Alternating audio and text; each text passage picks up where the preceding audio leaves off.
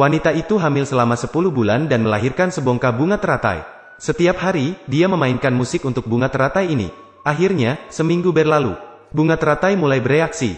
Saat kelopak bunga mekar, tiba-tiba muncul 10 bayi seukuran ibu jari dari dalamnya. Mereka bisa berjalan dan berbicara sejak lahir. 10 bayi ajaib ini berasal dari seekor rusa putih. Konon, ada seekor rusa putih di hutan. Karena minum air dari mata air suci, rusa itu melahirkan seorang gadis manusia. Gadis itu memiliki kekuatan yang tidak biasa. Bisa berenang bebas di bawah air. Rusa putih dan gadis itu tinggal di hutan ini. Mereka hidup dalam ketenangan, menikmati hari-hari damai dan tenang. Hingga mereka bertemu Yan dan Raja Sia yang datang berburu di hutan. Mereka mulai mengejar rusa dan putrinya dengan gila. Raja Sia adalah yang pertama. Sebuah panah ditembakkan. Raja Api baru saja mengangkat busur panahnya. Namun ia menemukan ada seseorang di punggung rusa putih. Maka ia segera meletakkan busur panahnya. Tidak hanya itu, dia juga menjatuhkan pedang Raja Sia dari tangannya, membiarkan ibu dan anak burung bangau lolos. Raja Sia yang marah menanyai Raja Api mengapa ia menjatuhkan pedangnya sendiri. Raja Api menjawab bahwa ada seseorang di punggung burung bangau. Namun Raja Sia tidak mendengarkan penjelasannya. Keduanya pun menjadi musuh. Seekor rusa putih yang selamat membawa anak rusa ke sebuah pondok jerami di puncak gunung. Setelah tua mengetahui keadaan anak rusa, setuju untuk mereka tinggal sementara dengan ibunya di sini. Di sisi lain, setelah Raja Api pulang, dia tidak bisa berhenti bertanya-tanya siapa yang ada di punggung burung bangau. Digerakkan oleh rasa ingin tahu, dia kemudian naik kuda kembali ke gunung tempat berburu. Tanpa sengaja masuk ke dalam sebuah lembah. Jejak putih burung camar muncul di tanah. Jejak itu terus berlanjut ke dalam hutan. Raja Api mengikuti jejak itu sepanjang jalan, menemukan seorang wanita sedang memetik biola di puncak gunung. Raja Api dengan hormat menghampiri mereka dan menyapa. Burung camar dan kakek itu mengeluarkan anggur, buah liar dan lainnya ramah melayani dia. Wanita rusa mengelilingi dia, menari untuknya. Tubuhnya yang anggun membuat Raja Api benar-benar terpesona. Dia telah jatuh cinta pada wanita di depannya. Wanita rusa juga menyampaikan perasaannya. Keduanya mulai merasakan cinta. Cinta pada pandangan pertama. Raja Api memeluknya erat, berjanji dengan sumpah suci. Sepekan kemudian, Raja Api memimpin pasukan pengantin datang ke gunung ini, mengantarkan wanita rusa pulang sebagai istrinya. Di sepanjang jalan, terdengar suara gendang dan trompet.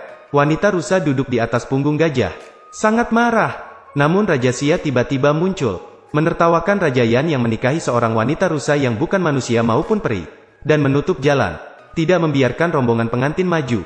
Sang Raja Yan yang terdesak menunggang kuda putih melintas, menabrak Raja Sia jatuh ke tanah. Kali ini keduanya menanamkan dendam yang lebih dalam. Setelah kembali ke kerajaan, Raja Yan mengadakan pernikahan mewah untuk wanita rusa. Seluruh negara merayakan. Namun ibu Raja Yan tidak menyukai wanita itu. Dia ingin mengusirnya, karena dia bukan manusia. Setelah setahun berlalu, wanita rusa yang hamil selama 10 bulan akhirnya melahirkan dengan lancar. Pelayan memberitahu Raja Yan bahwa bayi yang dilahirkan wanita rusa bukan manusia, melainkan bunga teratai. Mengambil pedang tanah yang dimusnahkan jenis awan. Mengambil pedang tanah yang dimusnahkan dari jenis awan. Di sana hanya ada bunga mawar yang tumbuh subur. Saat ini, bunga teratai juga bergetar bersama suara biola gadis rusa. Tapi sebelum gadis rusa sempat senang selama 2 detik, Raja Api segera merebut bunga teratai. Memerintahkan pelayan untuk melemparkan bunga teratai ini ke sungai. Gadis rusa yang putus asa mengejarnya keluar. Namun pada saat itu, bunga teratai sudah melayang menjauh mengikuti arus air. Gadis rusa yang kehilangan bunga teratai merasa putus asa. Dia mengunci dirinya di dalam rumah. Tidak ingin bertemu dengan orang lain. Tiba-tiba, bangau putih masuk ke istana, membawa pergi gadis rusa. Mereka akan mencari bersama bunga teratai yang dibuang. Saat ini, bunga teratai melayang ke hilir. Akhirnya melayang ke depan istana Raja Sia.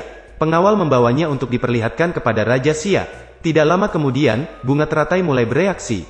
Kelopak bunga perlahan-lahan terbuka. Di dalamnya ternyata mengandung 10 anak. Semua orang terkejut melihat pemandangan ini. Mereka tidak bisa percaya pada mata mereka sendiri. Bersamaan dengan menghilangnya kelopak bunga, 10 anak melompat dari meja ke pangkuan Raja Sia. Mereka sudah menganggap Raja Sia sebagai ayah mereka. Dan 10 anak ini juga memiliki bakat luar biasa. Di paruh malam, mereka masih berbadan anak-anak. Di paruh kedua malam, mereka tumbuh menjadi sekelompok pemuda. Tidak hanya itu, 10 saudara ini memiliki keahlian bela diri yang luar biasa. Masing-masing memiliki jurus andalan mereka sendiri. Yang tertua memiliki jurus tinju pasir besi, mampu membelah batu besar menjadi 2. Yang kedua mampu mengguncang langit dan bumi. Yang ketiga memiliki kekuatan yang tak terbatas. Saat ini memiliki anak kecil ini. Saat ini, dia berpikir sekarang bisa pergi menagih utang kepada Raja Yan. Dengan cepat dia memimpin pasukannya menyerang Raja Yan. Raja Yan keluar sendirian untuk menghadapi musuh. Mereka berdua melalui pertarungan sengit. Raja Xia kesulitan untuk melawan. 10 dewa bayi pergi berperang untuk Raja Xia. Raja Yan mengenali bahwa mereka adalah bunga teratai yang lahir dari Lunu. 10 dewa bayi tidak mengakui dia. Mereka mengusir semua prajuritnya kembali ke dalam kota. Dewa bayi berdiri di depan gerbang menara kota meminta untuk membuka pintu. Dan mengayunkan tangannya. Mengetuk pintu gerbang dengan tinjunya. Melihat pintu kota hampir ditembus. Lunu muncul menunggang kijang putih. Melompat ke atas kota dengan satu loncatan. Melihat 10 anaknya tidak mengenali dirinya. Lunu duduk di atas tembok kota. Membuka baju di dada sendiri. Menjepit dengan lembut menggunakan tangan. Susu seperti air mancur memancar keluar. Disiramkan ke atas 10 anak ini. Anak-anak yang mencicipi susu itu mengenali bahwa itu adalah ibu mereka. Raja Xia yang merasa situasi tidak menguntungkan hanya bisa mundur dengan patuh.